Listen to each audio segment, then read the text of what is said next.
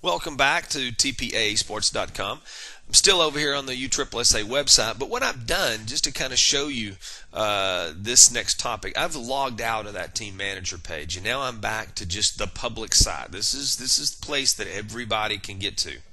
Now, you've heard me say this in a video or two already, where this is the real deal. This is why. No, this right here, guys, is really the reason why you want USSSA. This is the power of their umbrella right here. Okay, and it deals with teams. Now, I can show you easier than I can explain it. I'm going to go over here to teams. And there's a team I'm looking for. And Florida has a lot of USSSA teams, so they're the ones I'm going to use in my example here. And I'm going to pick the U17 11th grade Division 1. And because I want some historical for this exercise, I'm going to go back into 2010. When I click on that, you can see it gives me a complete listing of the Division 1 17-year-old teams in the state of Florida. Okay, he gives me every one of them. Okay, if we were in Texas, we could do this for Texas. If you're in Oklahoma, you do this for Oklahoma. It doesn't matter. Okay, this is the U17 Division 1 state of Florida. Now, I am going to use Conrad's team in my example here, and I'm going to highlight it and click Submit.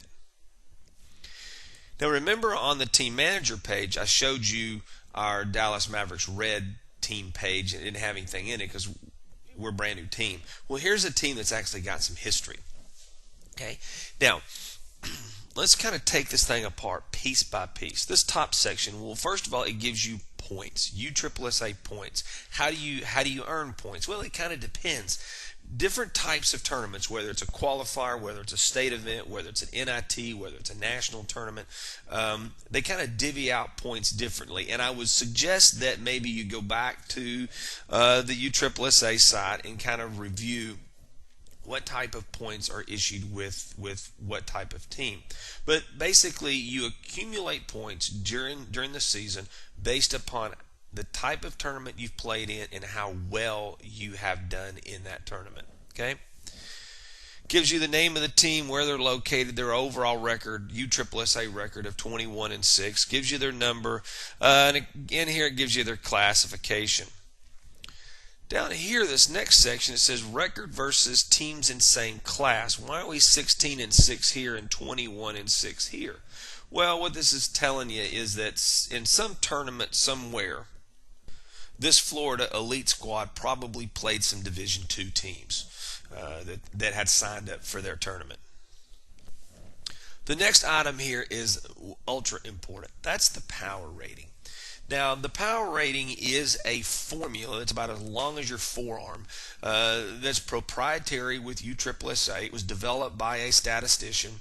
And what it does, it puts a measurable number to a comparison, basically, of your record along with every team that you have played, their record.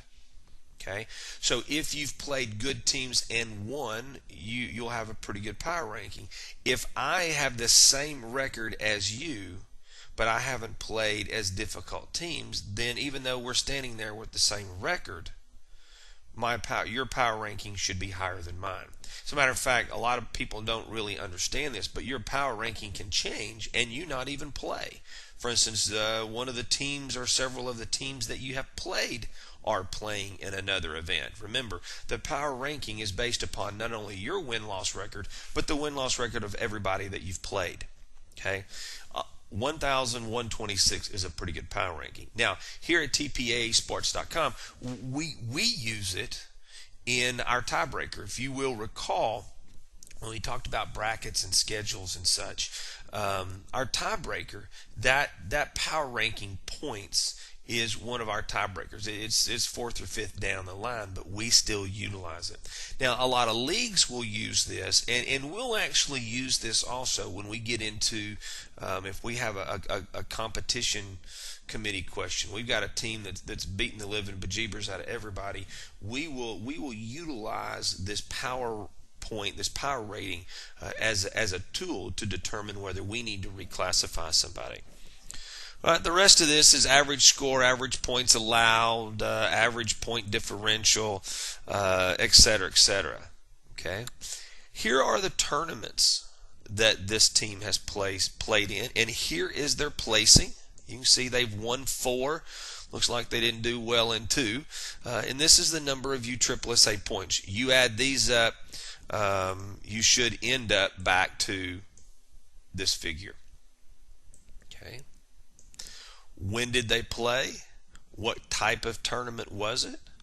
The name of the tournament that was played in, the division and class. You can see this team has played, even though they're a 17-year-old team, they've played in a 19-year-old tournament. 17, 19, 19, 17. So they've played up in their divisions. Okay. Here's their win-loss record in those tournaments. Here's their maximum number of points they scored in that tournament. Here's the total number of points, their points allowed, etc. You can kind of see where I'm headed with this.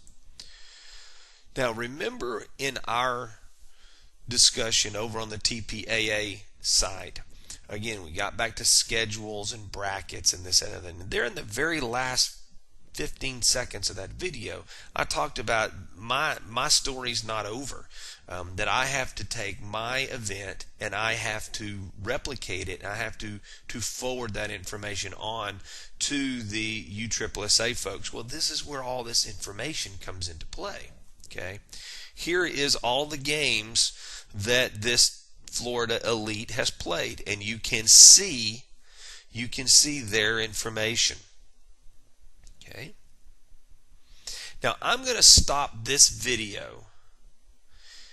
I'm going to leave it on this page. I'm going to stop this video, and we're going to start covering another topic, but it's going to be within this same page. So hang with me, and we'll be back in just 1 second.